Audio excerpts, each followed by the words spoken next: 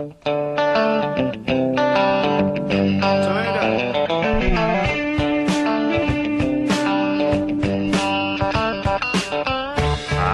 Kevin Price. Welcome back to The Price of Business. The group's called Coalition Against Over-Medicating Our Youth, CAOOY.org. They partnered with The Price of Business in an ongoing series of programming on the business of ADHD and the price of the ADHD business, rather. And we've got our partner in that, Frank Granett. And how are you today, Frank? I'm doing great, Kevin. How you doing this great Monday morning? I am doing awesome. Yeah, glad to have you. By the way, let's talk a little bit about what CAOOY does, and then also jump right into introducing our guest today.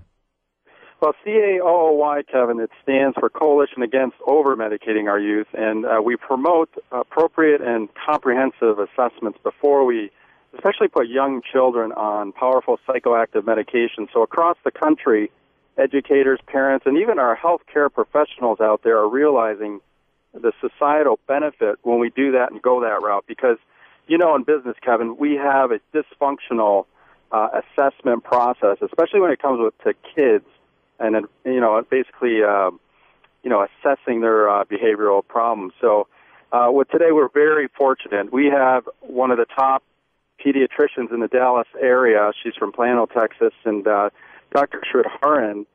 She's an award-winning physician, pediatrician. She won the Patient Choice Award in 2013. Practiced at prestigious medical centers, including Stanford, as well as the Children's Center here in Dallas. And Dr. Shridharan, great to have you on our program today. Thank you. Thank you, Frank and Kevin, for having me. You bet. Early on, I want to establish, is the best website for you txnaturalpediatrics.com? That's right. Yeah, txnaturalpediatrics.com. Go right ahead, Frank. You know, Dr. Shridharan, in your philosophy of care, and we talked about this, in our book, in the book that I wrote, in our educational DVDs that are out there, where, especially pediatricians dealing with young kids. And you grew up in India, and as you came to the United States, how do you feel, or how did you come across going after functional or integrative type medicine? In other words, uniting traditional medicine with a little bit of natural intervention. Did you come about that on your own, or did you get here and say, what a mess we got here in America, and we need to change things fast? That's a great question. Actually, a little bit of both, because while I was growing up, there is a lot of herbal remedies and natural remedies that we practice in India, which we don't see here. So I practice that with my kids here. And once I became a pediatrician, I started working at Children's Medical Center, many big hospitals, and I started seeing narcotics and all these strong medications being prescribed for kids with behavioral problems. But nobody was really addressing the underlying piece of main thing, which was the nutrition or any of their home environment and things like that, the supplements. So kind of a little bit of both. It kind of got me thinking, and that's when I decided to start my own practice called Natural Pediatrics, where I integrate a lot of natural remedies. I do not over-prescribe medications. I do prescribe medications when it's necessary.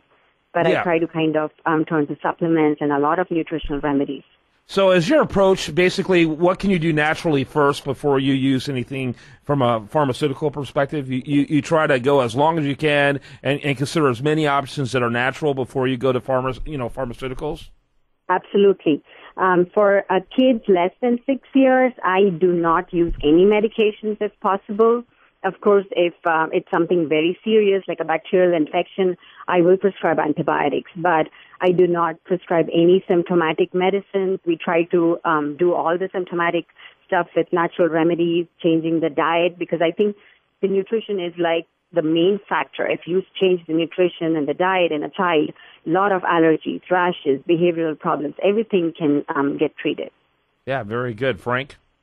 Dr. Shridharan, in other countries, especially in European countries, they have the recommended, for example, like in small children, the fiber intake. So, and our parents, and I'd like our listeners to understand that, we're just dealing with one segment of the problem here that could actually reverse neurobehavioral challenges like ADHD, anxiety, depression in our young kids.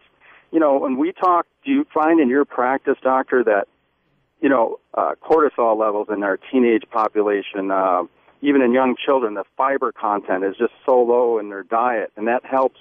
The fiber can actually regulate glucose. Are you finding a lot of problems across the board with, as your children come in to see you with respect to that? Oh, absolutely. I mean, their diet is so messed up because everybody's kind of trying to get the easy method. So fast foods are like the main part of their diet, and that has no fiber at all. Doesn't have any nutrients, too. So, I mean, when we say the whiter the bread, the sooner you'll be dead, that's exactly what it means. Anything that's white, made with white flour, it doesn't have any fiber content. It has just all these free starches and carbohydrates that increase your blood sugar level that cause havoc in the brain. So you're absolutely right. Yeah, that's interesting. So in the Dallas area, is there like a certain age group in particular? Obviously pediatrics, but are there certain ages that tend to gravitate towards you, or what are some of the characteristics of your practice?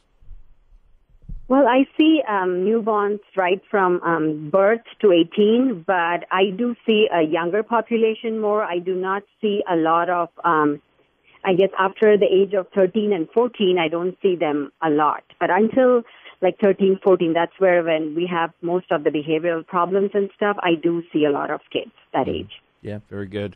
Frank? And Dr. Shridharan, we talk about that brain-gut connection where the stomach actually, if we have a dysfunctional stomach, if you will, where, there's not enough, probiotics going after and making sure that stomach and small intestine is functional, because that's where the precursors for our neurotransmitters are actually manufactured. What are you doing right now in your practice to get that fiber content up? Like, what are you telling the parents right now? A 1, 2, 3 step, take-home message for our parents that they could do right now nutritionally. Well, my main research area is nutrition. So I spend a lot of time talking about nutrition at every checkup with every patient, especially with patients with behavioral problems. The way we talk about nutritional changes is to kind of start getting all the whole wheat products in their diet, change from all the white flour to whole wheat products. We incorporate probiotics in their diet, and then, of course, more organic vegetables and fruits. However closer to nature they can be, avoiding all the processed foods and artificial dyes and chemicals, that would be the best kind of diet for a child. Yeah. And are you finding, really quick, Kevin, are you finding that there's more diabetes incidence at a younger age? Do you find that age group coming down where you're saying, hey, we may have a pre-diabetic child here? Are you finding that more and more today versus 15 years ago when you started practice? Oh, absolutely. I mean, we're seeing like kids as young as 12 and 13 ending up with diabetes, and the reason is the sugar. And I have given a lot of seminars about sugar, how sugar is actually poison. This is what I keep telling my patients, because it is a white poison that we feed our kids. So we have to actually look at the sugar content of everything that we buy in the store. And this is what I tell most of my patients. If there's more than 5 grams of sugar in anything you buy, that should not be fed to the child. I got to wrap it up. Thanks so much, Frank Granett, Dr. Shridharan. I want to encourage you to check out both of those websites, CAOOY.org, that's for Frank, and then for our guests, txnaturalpediatrics.com. Thanks to both of you. Thank you. Thank you, Kevin. When we come back, much more for you. I do want to remind you, best content here, including this interview, can be found at usdailyreview.com. More after this.